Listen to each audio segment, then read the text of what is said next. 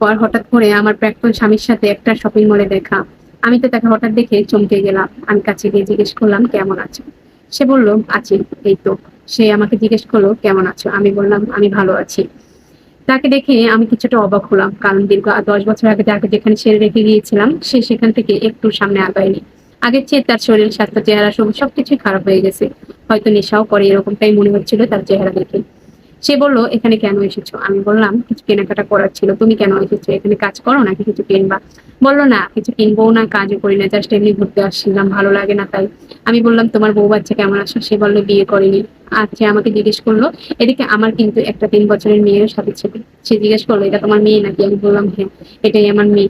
সে বলল, "আমি বিয়ে করিনি। বিয়ে করার প্রয়োজন মনেও করিনি।" আমি বললাম, "কেন? তোমার তো বিয়ে করার দরকার ছিল। এতটা বছর হয়ে গেল, একা কিভাবে থাকো?"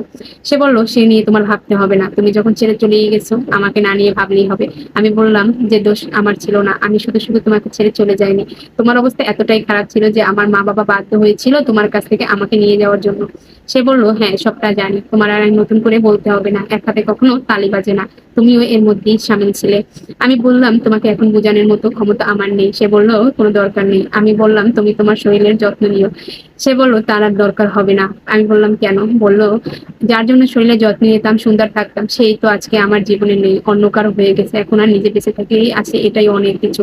দরকার নেই আর ভালো থাকার।" আমি বললাম, "সেটা তোমার ইচ্ছে। কিন্তু তুমি তাই বলে আমার জন্য জীবনটা কেন শেষ করে দিবে?" বলল, "আমি কারোর জন্যই জীবন শেষ করে দিচ্ছি না। হয়তো কাউকে ভালোবাসছিলাম, কিন্তু সেটা আমার ভালোবাসার মূল্য বুঝেনি।" তাকে আমি বললাম, "ঠিক আছে, তুমি ভালো থাকো। আমার হাসব্যান্ড ওপাশে বিল দিচ্ছে, চলে আসবে।"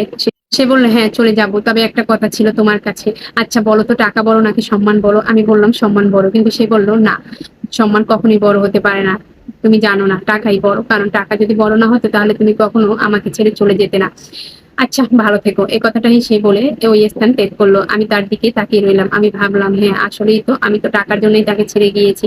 কেনই বা বললাম সম্মান বড়? আর যদি তাকে ছেড়ে না যেতাম, তার ভালোবাসার রানী হয়ে থাকতে পারতাম।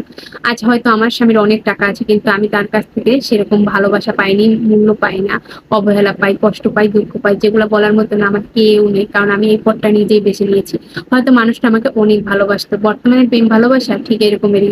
যার টাকা আছে সে পৃথিবীর সবকিছু পায়, কিন্তু যার টাকা নেই তার ভালোবাসার কোনো মূল্য নেই।